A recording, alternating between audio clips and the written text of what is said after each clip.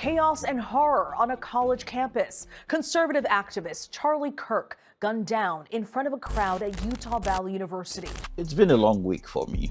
I've not been creating content for a while. For people who know, I had to go for surgery. But after my surgery, I heard this bad news that Charlie was shot. And I thought, okay, maybe they shot him on the arm. Then I saw another video that said, do not watch the video of Charlie being shot. It's very graphic. I kind of underestimated it. I didn't look for the video. Then somebody brought the clip to me to show me. I saw the video. I saw the impact. And I was sickened. I was sad.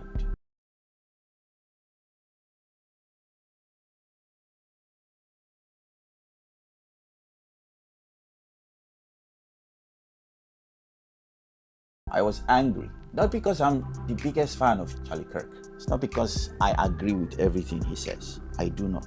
But because this is a man that, regardless of your idea, except for a few, he's willing to talk to you. He does not demean you. He is what people use as example of how Christians talk to other people. That is to say, if the best talker, rather not the best per se, but the most polite that we can see, tries to talk to the other side and is still considered as hateful, what is the point in being polite? What's the point of trying to appease them?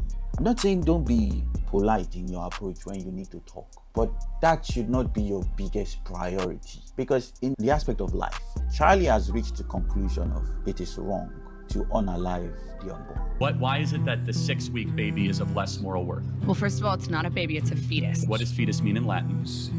What the f? But he hasn't reached the point where he can say it should be criminalized. That is, every party involved, let there be equal right to the child that is unborn. He hasn't reached that stage. That's where I differ with Charlie Kirk. And in his stance in different things like alternate lifestyles of sex, he doesn't support them, but he is open to fellowshipping with them. I was born as a man, and now I'm a woman. Okay, no, but you don't become a woman just because you dress like a woman. So let me ask you a question. If I wear a disguise or a costume, do I become that thing? For example, if I dress with a sombrero and start talking with a Mexican accent, do I then become that culture?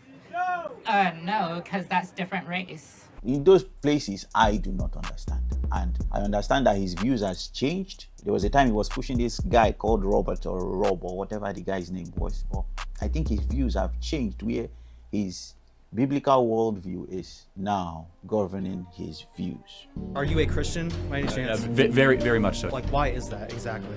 Jesus saved my life.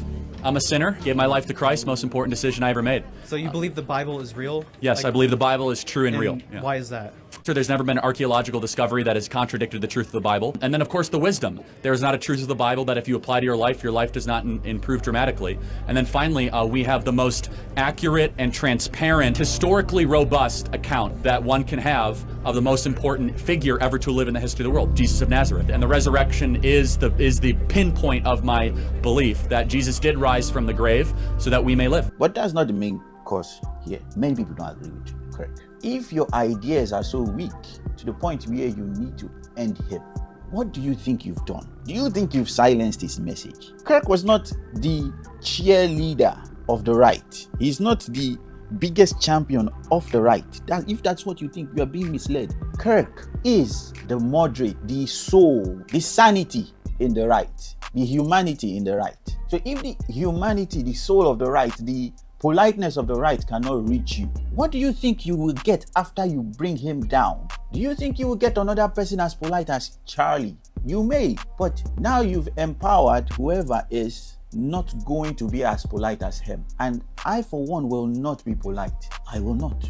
Some people say, oh, but haven't you heard his stance on X, Y, and Z?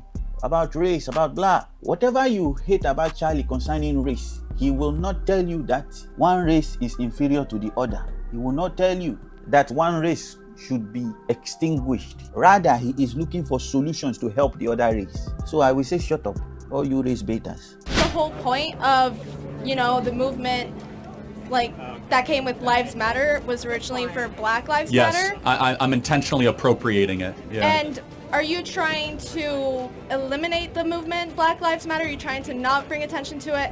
I mean, well, BLM is not exactly a movement that I would be associated with, but I believe all lives matter. American lives matter. If you're a Black American, Hispanic American, I don't care. So can you name a single example Discriminating in the them? last 20 years where blacks were discriminated en masse, where they've been put aside? Can you give me a specific example? You can simply talk about police brutality. Why do and you know blacks that. commit so many murders? They don't. So they're 13% of the population, and they do 55% of the murders in America. If you're enjoying this video, please leave me a like, share the video if you are enjoying it so far, and subscribe. We need your support. It's more for you, but it's a huge thing for us. Just a button away. Click it. There is nothing wrong in a white man being proud of his history. There's nothing wrong with a white man being proud of his heritage. Nothing. So just keep quiet. Race baiters. I will even classify race baiters as racists.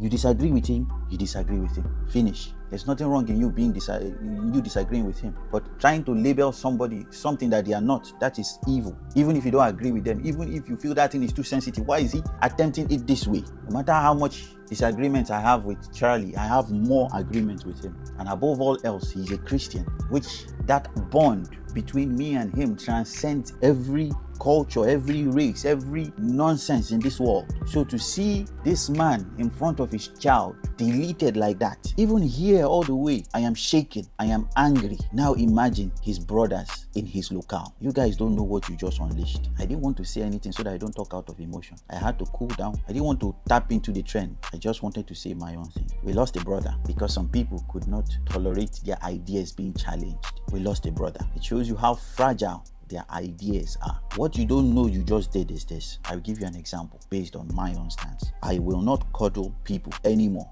based on their sexual orientation or whatever. I will not be polite. I will be truthful. I will be loving, but I will not be nice. And that is what you just unlocked in many silent activists around the world. And don't be shocked when people don't listen to your tolerance anymore. You caused it. You caused it. And it's even more sickening with the people on TikTok celebrating this thing, dancing, happy that they've taken him down. For what? Because he said something I don't like. A white man somewhere said something I don't like. In other words, we should unalive him. What kind of ideas do you have that you have to unalive him? He did not call for violence. He did not call for your people to be destroyed. He only gave you his own stance and his own values and did not compromise in some things. And you said, no, that is too much. That is too much. You just unlocked the only person holding back the people who are not going to be tolerant. So congratulations, you just killed tolerance. You just awoken a sleeping lion. You think Christianity is for the weak?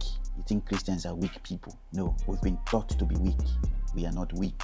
We are not violent, but we are strong. And when we stand with the word of the gospel and we go forward, we don't compromise and we are not apologetic about it, nations change. So congratulations, you just unlocked more valiant Christian soldiers. Well done. And to my brother Charlie Kirk, rest in peace. We'll see you again.